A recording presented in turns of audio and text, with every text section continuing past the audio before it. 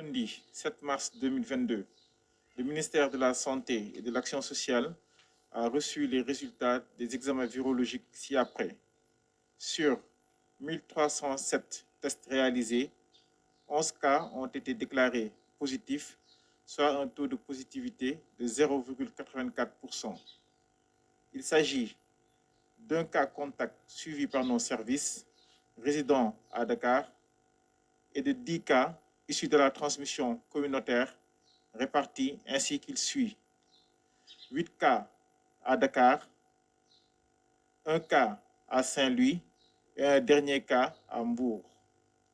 9 patients suivis ont été contrôlés négatifs et donc déclarés guéris.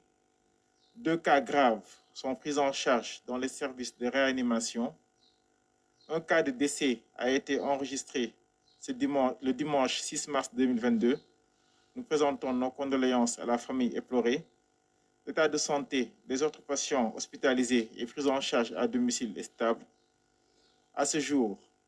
85 768 cas ont été déclarés positifs, dont 83 728 guéris, 1962 décédés, paix à leur âme. Et donc, présentement, 77 patients sont en cours de traitement au niveau des structures hospitalières ou à domicile.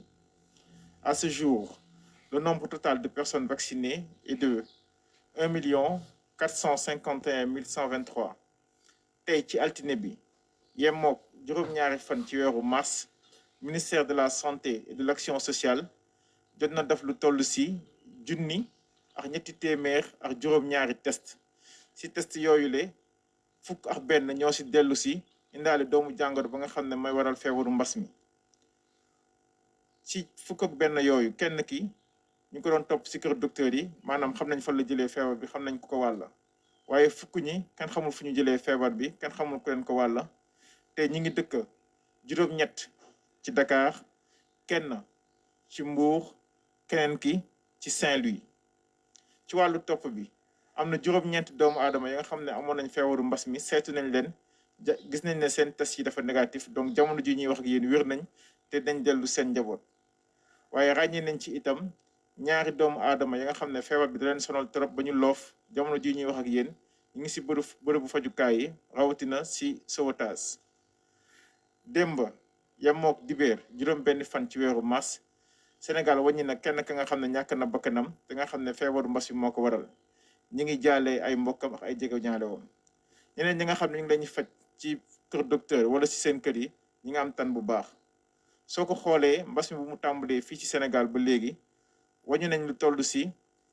juróom-ñetti fukki junni ak juróom lu toftal juróom-ñaari téeméer ak juróom benn fukk ak juróom-ñetti doomu aadama yi nga xam ne am nañ feebar bi ci ñooñu ràññee nañ ci juróom-ñetti junni ak ñett lu toftal juróom-ñaari téeméer ak ñaar fukk ak juróom-ñett ñi nga xam ne wéral nañ si waaye itam gis nañ ne bu ñu tàmbalee mas bi fii Sénégal ba léegi